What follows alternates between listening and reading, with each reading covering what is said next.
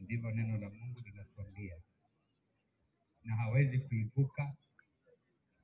Siku ikifika, huo mpaka uvuki, na itakuja kwa njia yoyote. Na siku ya Martin ilifika na ikawa vile ilikuwa. Ningependa kusema pole kwa familia kwa jumla, na Mungu atufariji sote. Ninataka kusimamisha familia,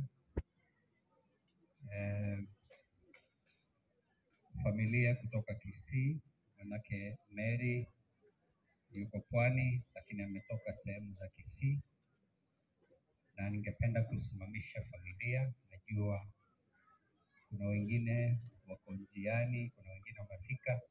Kwa wale ambao wamefika, uncles, sijui kama kuna wale wamefika, wajomba, kama huko uje karibu tafadhali.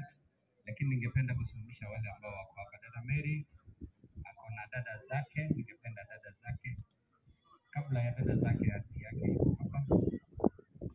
Najua yuko peke yake kwa sababu wengine wako mbali hawangeweza kufika, lakini anawawakilisha. Ningependa uje pamoja na dada zake, uje hapa mbele, na ndugu zake uje hapa mbele ili niwatambulishe, alafu tuendelee. Ningependa Aunti Mary tafadhali kuja. Ndugu za Mary tafadhali.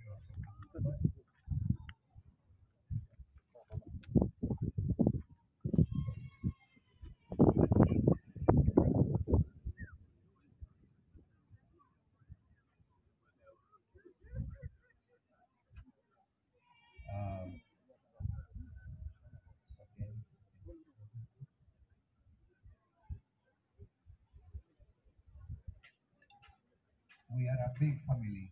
Familia yetu ni kubwa.